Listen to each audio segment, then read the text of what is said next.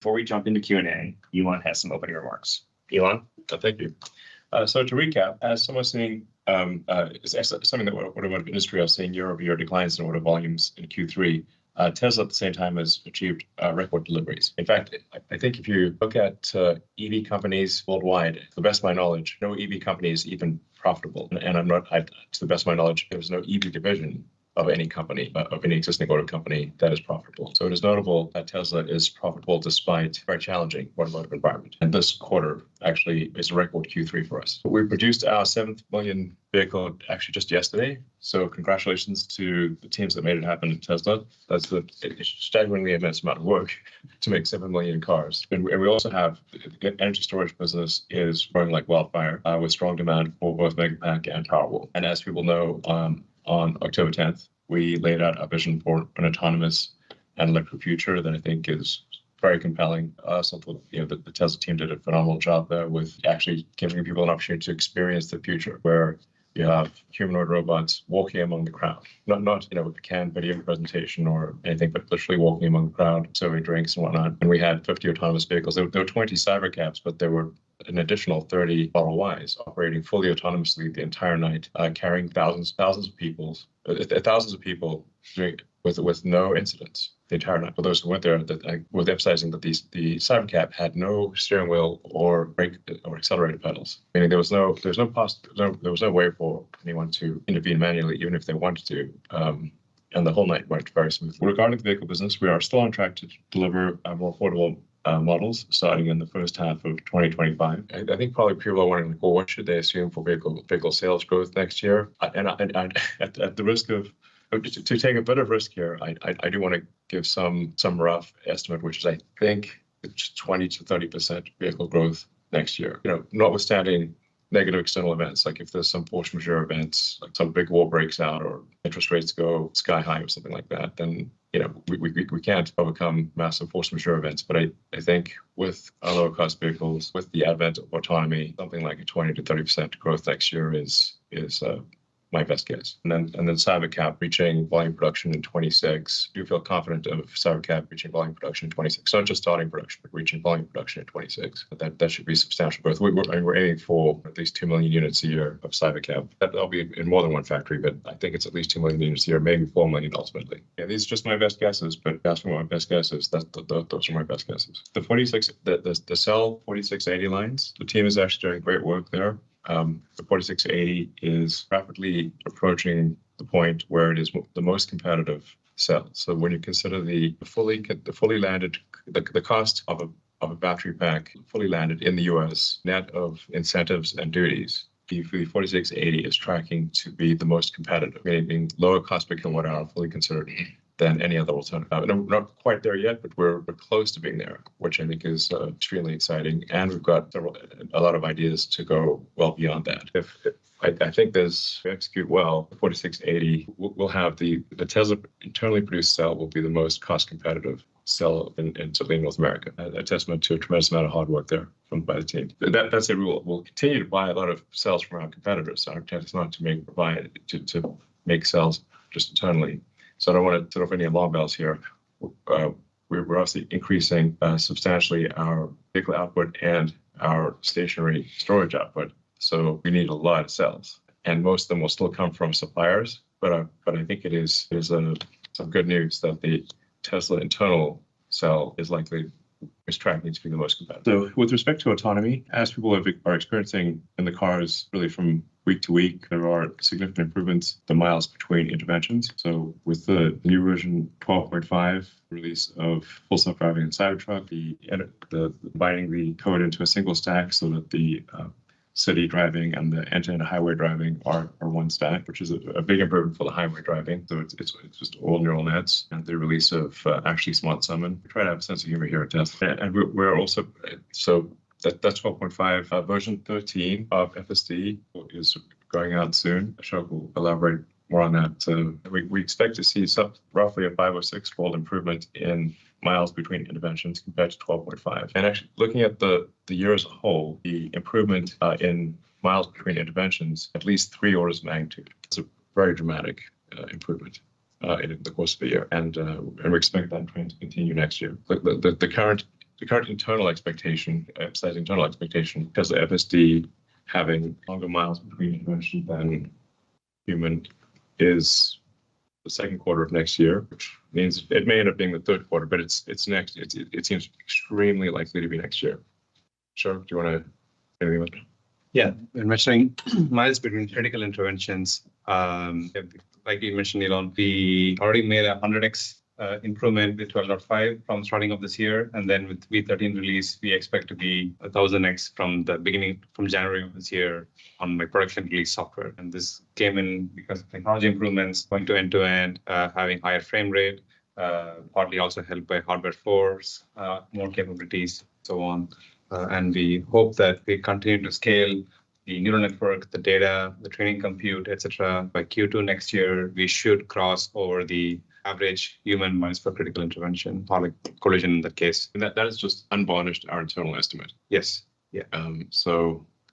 That's no sandbagging or anything else. Our internal estimate is Q2 of next year to be safer than human, and then to continue with rapid improvements thereafter. The vast majority of humanity has no idea that Teslas can drive themselves, especially for something like a Model 3 or Model Y. It looks like a normal car. You don't expect a normal car to be able to be intelligent enough to drive itself. The Cybercab looks different. The Cybertruck looks different, but Model Y and Model 3 they're good-looking cars, but they look fairly normal. You don't expect a fairly normal-looking car to have the intelligence, enough AI to be able to drive itself. But we do want to expose that to more people. So we're doing.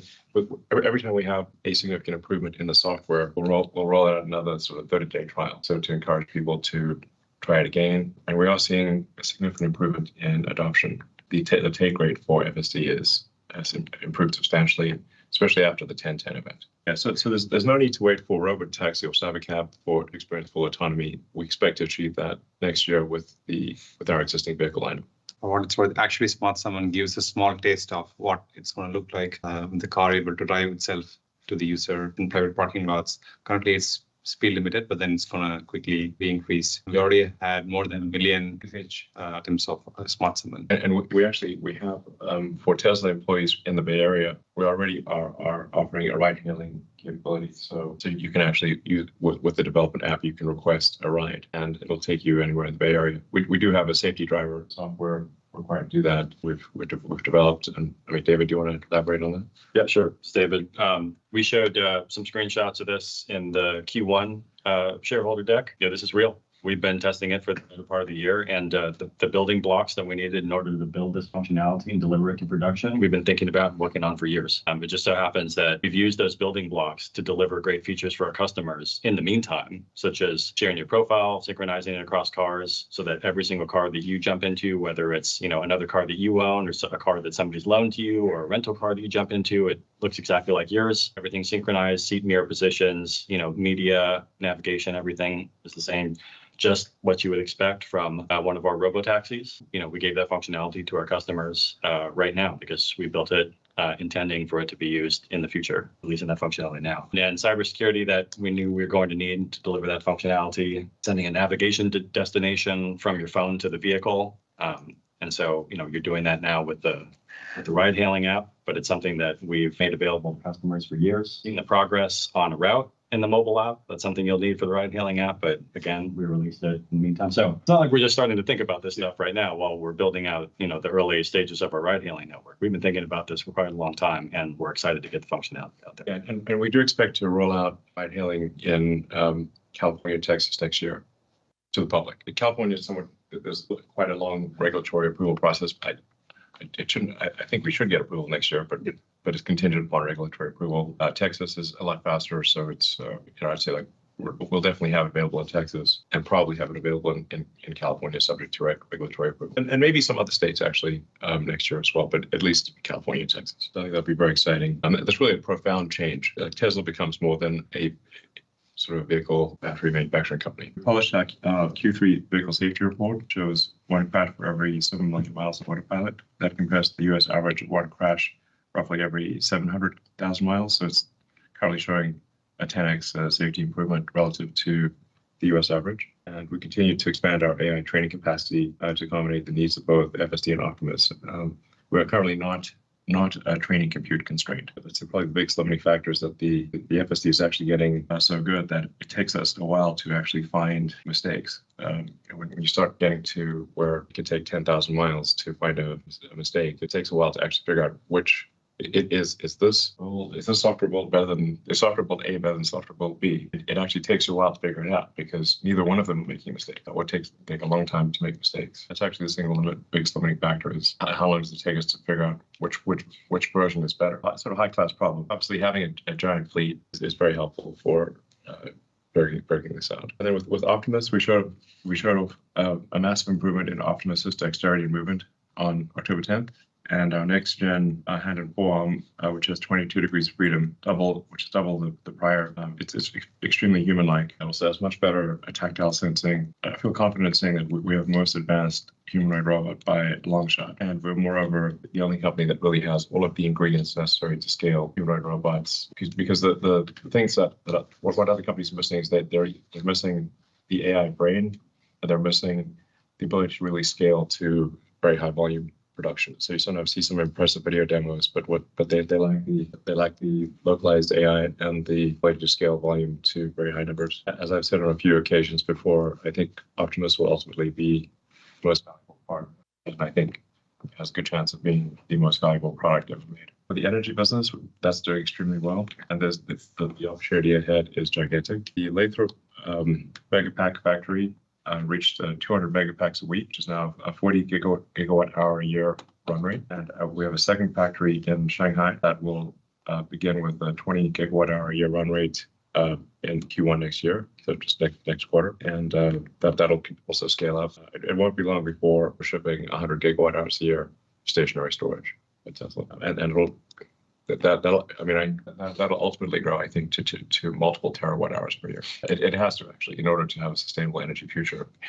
If you're not at the terawatt scale, you're not really moving the needle. If you look at our admittedly very complicated last master plan, which I think actually has too much detail, maybe I'll ask Grok to analyze it and shorten it up. Yeah, give us the TLDR on the last master plan. We showed in that master plan that it is possible to take all of Earth to a fully sustainable energy situation using sustainable energy, power generation, and batteries and electric transport. And there are no fundamental material limitations. Like there's not some very rare material that we don't have enough of on Earth. We actually have enough of the raw materials to take all of human civilization, make it fully sustainable. And even if civilization dramatically increased its electricity usage, it would still be fully sustainable. But one way to think of the progress of a civilization, it may sound a little esoteric, but is percentage completion of Kardashev scale. So Kardashev scale 1 would be you're using all the power of a planet.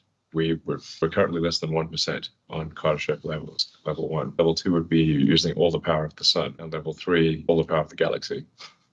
So we got a long way to go. When you think in Kardashev terms, it becomes obvious that by far the biggest source of energy is the sun. So in conclusion, Tesla is focused on building the future of energy, transport, robotics, and AI. And this is a time when others are just focused on managing around near-term trends. I think what we're doing is the right approach. And if we execute on our objectives, and I think we will, my prediction is Tesla will become the most valuable company in the world, probably by a long shot. I want to thank the Tesla team once again for strong execution in a tough operating environment, and we're looking forward to building an incredibly exciting future. Thank you. Great. Thank you very much, Elon. And Bob has some opening remarks as well. Yeah, thanks. Our Q3 results were overall positive and once again demonstrate the scale to which business has evolved over the years with the generation of record operating cash flows of 6.3 billion. Automotive revenues grew both quarter-on-quarter and year-on-year. While we had unit volume growth, we did experience reduction in ASPs, primarily due to the impact of financing incentives. As a reminder, we're providing these incentives primarily using third-party banks and financial institutions and recognize the cost of these incentives as an upfront reduction to revenue. We released FSD for Cybertruck and other features like Actually Smart Summon, like Elon talked about in North America, which contributed 326 million of revenues in the quarter. We continue to see elevated levels of regulatory credit sales with over 2 billion of revenues so far this year. To expand on this, at an industry level, China continues to outperform US and Europe by a factor of 3. If there is something to be learned from that, this gives a signal of what is to come in other regions as customers' acceptance of EV grows. And we feel that is the right strategy to build affordable and more compelling EVs. Focus remains on growing unit volume while avoiding a buildup of inventory. To support this strategy, we're continuing to offer extremely compelling vehicle financing options in every market. When you compare any vehicle in our lineup with other OEMs, we believe our vehicles provide much better value, particularly when you consider the safety features, performance, and unparalleled software functionalities like David also talked about, include also what Ashok had talked about around autonomy, music options, parental controls, and much more. While every vehicle in our lineup comes up with these capabilities, there is an awareness gap, not just with buyers, but at times even with existing owners. We plan on making these more visible in our interactions with both existing and future customers. Automotive margins improved quarter over quarter as a result of FSD feature release discussed before. Increase in our overall production and delivery volume, continued benefit from commodity pricing, and more localized deliveries in region, which resulted in lower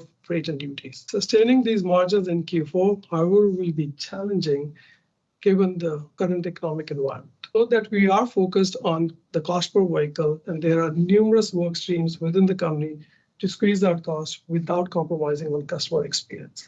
Something that's hopefully a helpful macro trend is if there's a decline in interest rates, this has a massive effect on automotive demand. The vast majority of people, the demand is driven by the monthly payment. Can they afford the monthly payment? I think most likely we'll see continued decline in interest rates, which helps with affordability of vehicles. Yeah, I mean, that is one trend which we observed in the industry, that because of the affordability being impacted because of interest rates, people are holding on to the cars longer, especially in the US. And that is actually having an impact on the overall industry too. As we discussed earlier, as we discussed in prior quarters, energy deployments fluctuate quarter over quarter due to customer readiness, location of orders being fulfilled, and not necessarily an indicator of demand or production within the quarter. While we did see a decline in Q3, we expect to grow deployments sequentially in Q4 to end the year at more than double that of last year. Energy margins in Q3 were a record at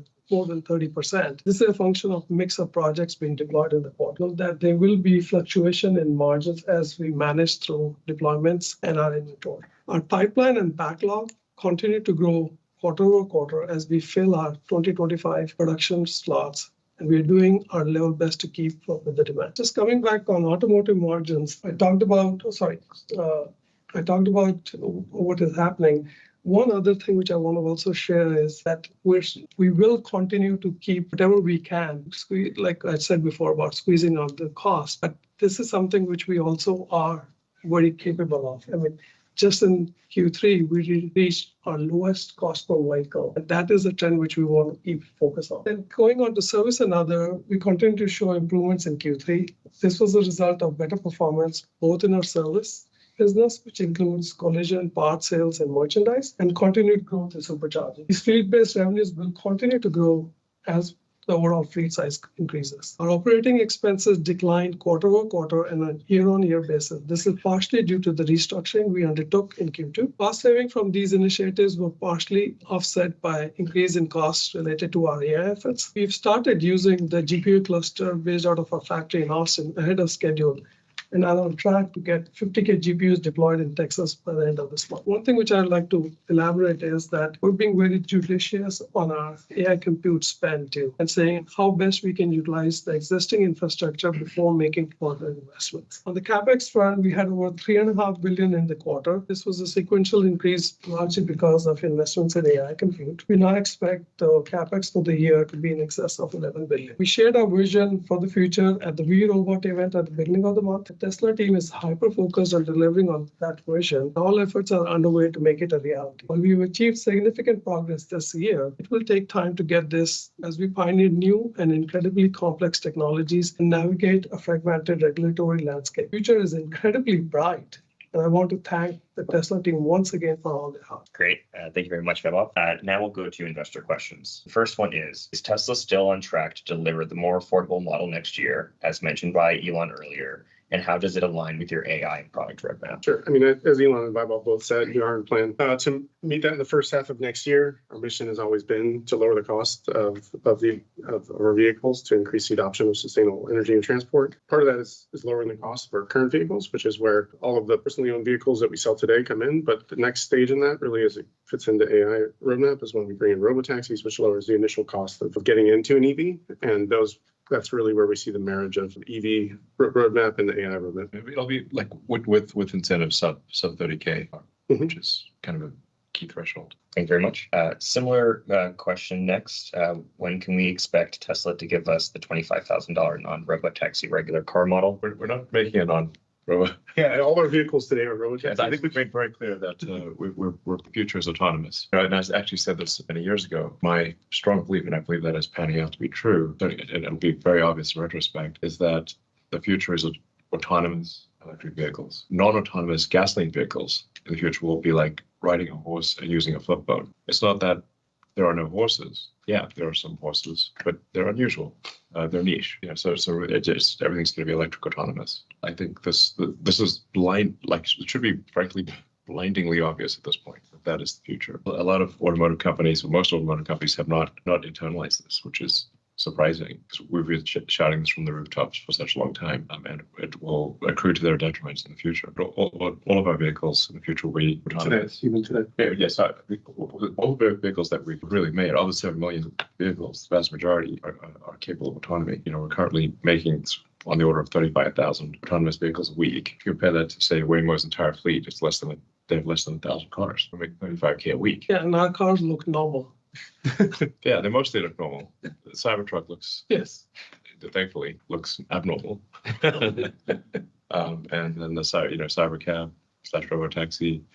We wanted to have something futuristic looking. I think it does look futuristic. And it's worth noting with respect to the Cybercab, it's actually not just a revolution in vehicle design, but a revolution in vehicle manufacturing that is also coming with the Cybercab. The cycle time, like the units per hour of Cybercab line, like this is just really something special. I mean, this is half order of magnitude better than other car manufacturing lines. Like not in the same league is what I'm saying. Not in the same league. So it's and I said like several years ago that maybe the hardest Tesla product to copy will be the factory. You can't just like buy a factory. You can't reverse engineer a factory. It's have to buy it. Yeah, it's like and as we're rapidly evolving in manufacturing technology. So anyway, there's like basically I think having a regular 25K model is pointless. Yeah, It would be silly. Like it would be completely at odds with what we believe. In an autonomous world, what matters is the lowest cost per mile of efficiency of that vehicle, and that's what we've done with the robotaxi. Exactly, autonomous. It's fully considered cost per mile is what matters. And if you try to make a car that is a hybrid manual automatic car, it's not going to be as good as a dedicated autonomous car. Yeah, Cybercab is just not going to have steering wheels and pedals. Fully designed optimized for autonomy. No, it'll cost on the order of cost roughly 25K. So it is a 25K car, and you won't be able to buy one on it exclusively if you want. Just want to have steering wheel. You don't need it.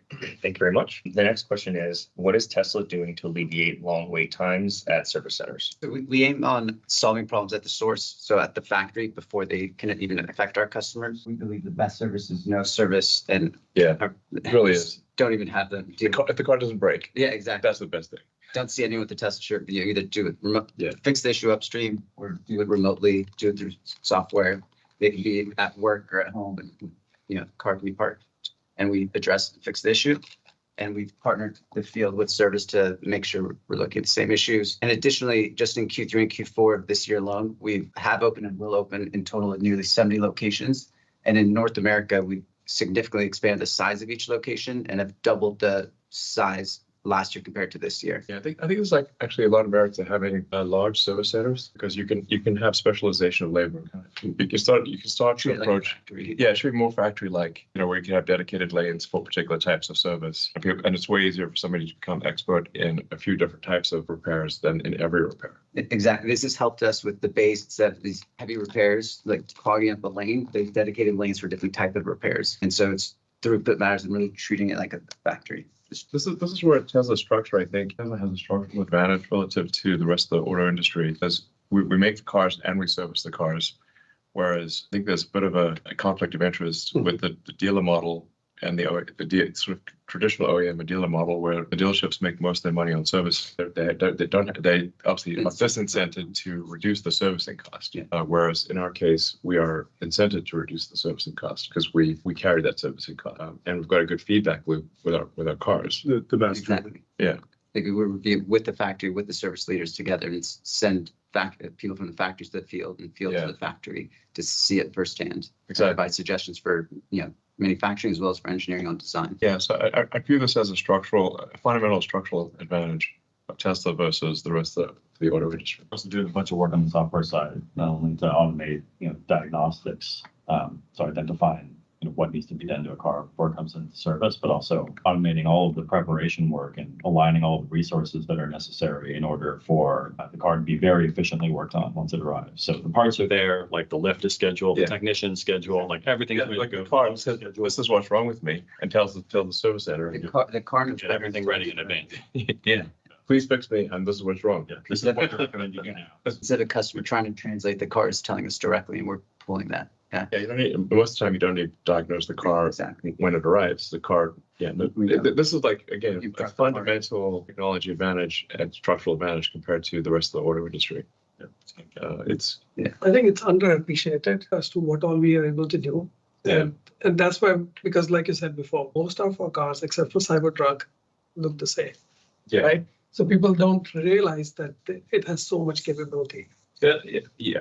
They look better than other cars, but they're not like obviously like super futuristic. The next question is, please provide an update on the Semi. What will the next stage of growth look like, and when will FSD be ready? Sure. So as we posted in the earnings, we're progressing swiftly on the build of the semi factory in our Gigafactory in Reno. We've released all our major capital expenditures for that program, and we're on track to start pilot builds in the second half of next year, with production starting the first half of 2026 and ramping really throughout the year to full production. Growth will largely depend on our customers' adoption of the product. Well, I don't think we're going to be demand limited, honestly. Yeah, which I was going to say, which is like a Not at all. no-brainer for the yeah. semi, because it's really a commodity of total cost of ownership. Yes, exactly.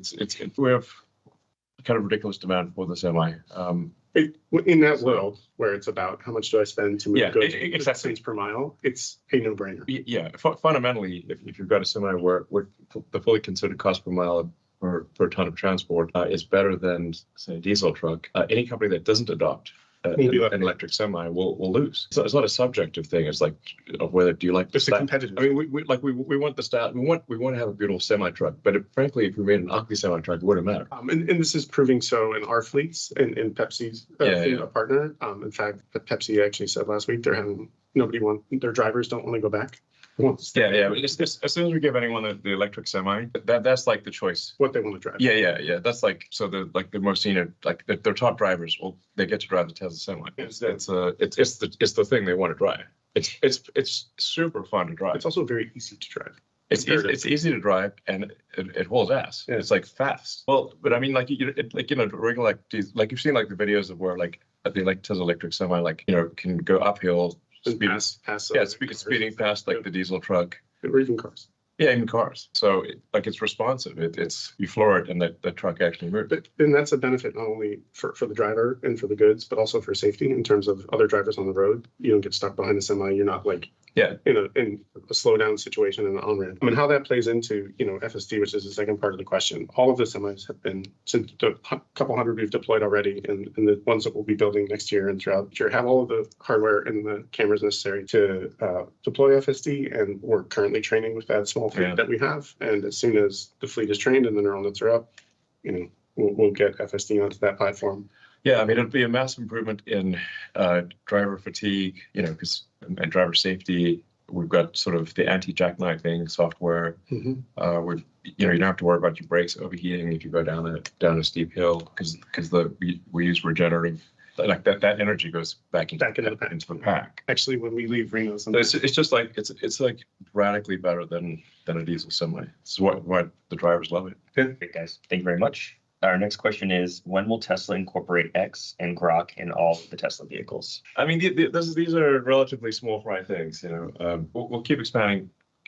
what is available in the car on the screen, and also improving like the browser. So like just generally you can access anything you want in the car. In fact, for the Tesla, you know, once you get to full autonomy, you actually want just fully a system that is you can do anything. Like if you want to browse the internet, if you want to, you know, ask AI questions, if you want to watch a movie, if you want to play a video game, if you want to do, you know, some productivity thing, you can do anything you want in an autonomous vehicle because you don't need to drive. That's why the Cybercab's got a nice big screen and a great sound system, so you can watch a great movie with. It's like being like in a Personal movie theater. yeah, personal movie theater. Awesome. Yeah, this is why we've been building this functionality, adding gaming to the car, adding Yeah. movies and other, you know, all sorts of different media applications to the car because, you know, The cars would. that's what you're gonna, the cars that we build today. There's some That's really what we- fun games, by the way. If people haven't tried it, there's like Castle Doombad and Autopia and a bunch of really fun games in the car.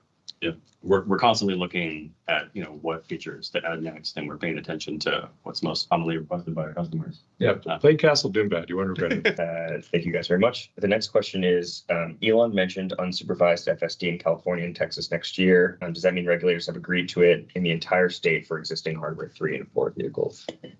No, as I said earlier, you know, California loves regulation. Yeah, I mean, there's a pathway. Obviously, Waymo operates in California, so there's just a lot of forms to fill out and a lot of approvals that are required. I mean, I'd be shocked if we don't get approval next year, but it's just not something we totally control.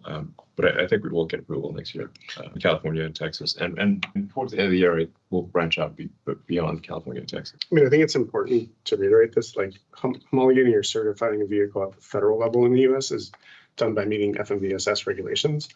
All our vehicles today that are produced that are autonomous capable meet all those regulations. The Cybercab will meet those regulations. And so the deployment of the vehicle to the road is not a limitation. What is a limitation is what you said at the state level, where they control autonomous vehicle deployment. Some states are relatively easy, as you mentioned, for Texas. Yeah. And so other ones have pathways like California that may take a little longer. Other ones haven't set up anything yet. And so we will work through those state by state and get it. I do think we should have a federal. I agree. Like autonomous vehicles should be approved. It should be possible to. Congress, if you're listening, let's get a federal AV. There should be a federal approval process for autonomous vehicles. 'Cause, I mean, that's how the FMVSS is a Started and worked. federal motor vehicle. The FMVSS is federal. Yeah, so I mean, Um, in 2017 and 18, it's when regulators started looking at it, and it's really kind of stalled since then, but we would appreciate and would support Yeah. helping out with those It regulations. really needs to be like a national approval is important. If there's a Department of Government Efficiency, I'll try to help make that happen. Just for everyone, not just Tesla, Yes. obviously. You know, just like some things in the US are state by state regulated, like for example, insurance. It's incredibly painful to do it state by state for 50 states. And I think there should be a national approval process for autonomy. Thanks, guys. The next question is, what is the plan for 2025? I mean, I think we're just talking. Yeah, I mean, basically, we talked through this. There's a lot going on. Elon already mentioned that we're working on cheaper models to come out. I mean, there's work which the team is doing to get the factories ready today to try and make that happen. Yeah. By the way, the amount of work required to make a lower cost car is insanely high. But like, it is harder to get like 20% of the cost out of a car than it is to design the car and build the entire factory in the first place. It's like excruciating, and there's not a lot of movies made about the heroes who got 20% of the cost out of a car. But let me tell you, there should be. Little change. Whoever got that is incredibly heroic. It's the little changes. It's not like a silver Yeah, bullet. it's like there should be the heroes who got 20% cost out of a car. Is like, damn, I have a lot of respect for them. We were talking Movie. You know, I think you probably could make a compelling movie, but it just no.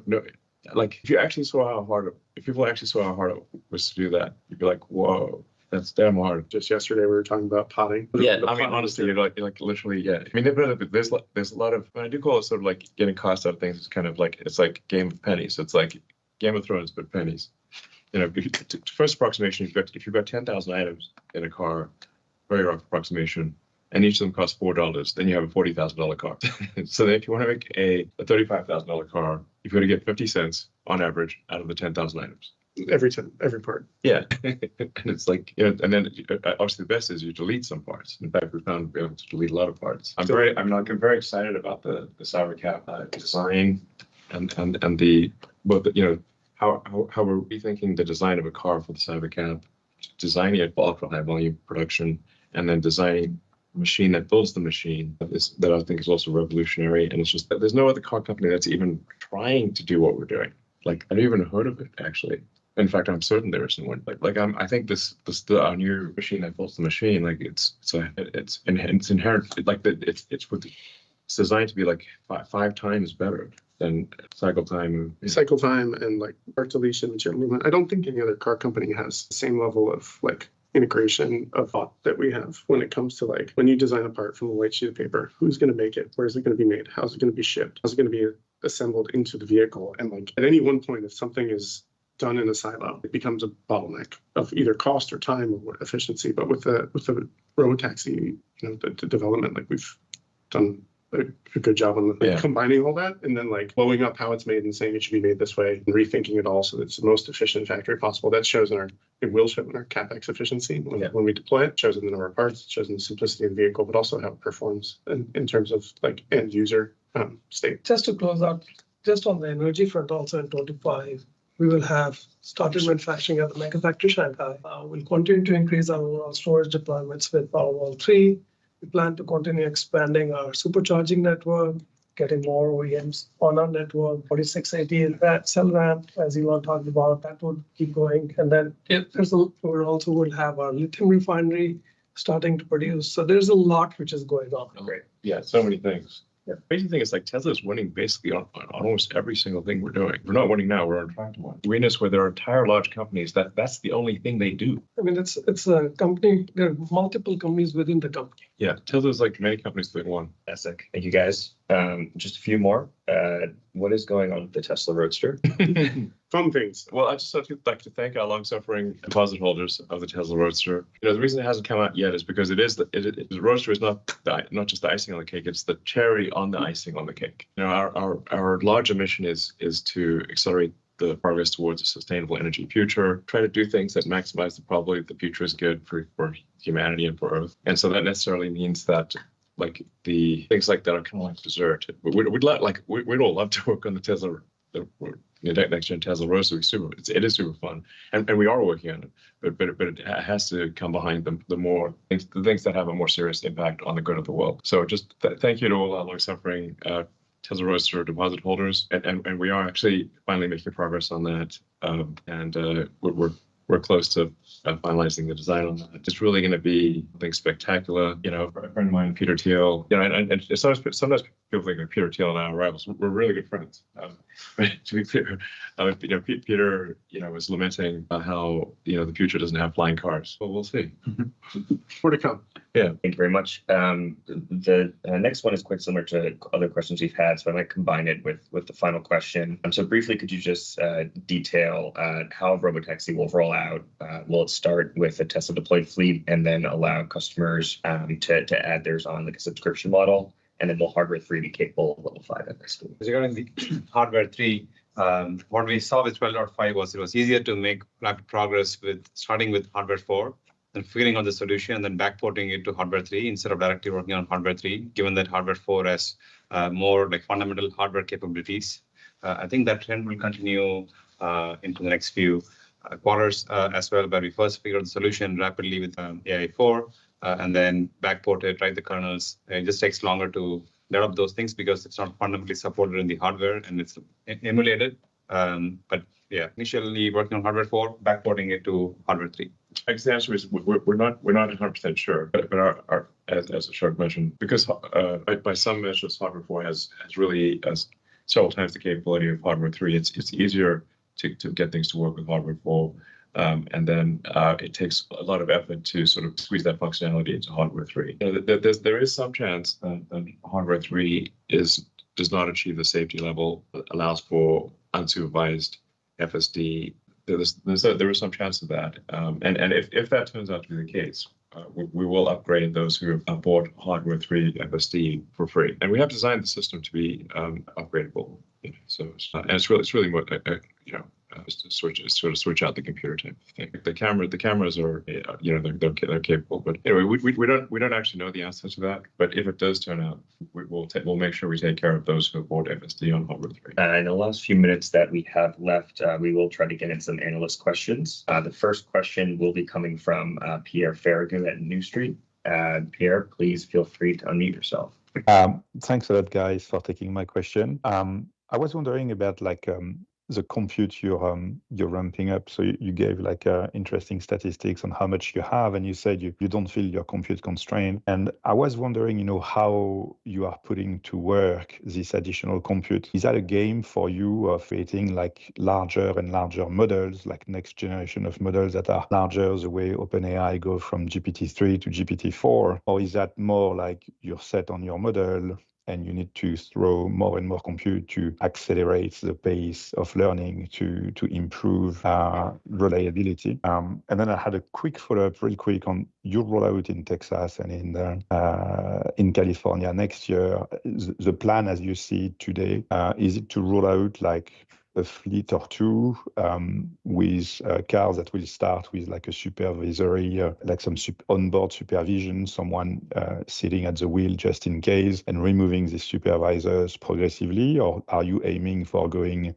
fully fledged without even a human supervisor when you get started? First part of the question, the nature of real world AI is different from, say, an LLM in that you have a massive amount of context, so that you've got case of Tesla 7 or 8 cameras, 9 up to 9 if you include the internal camera.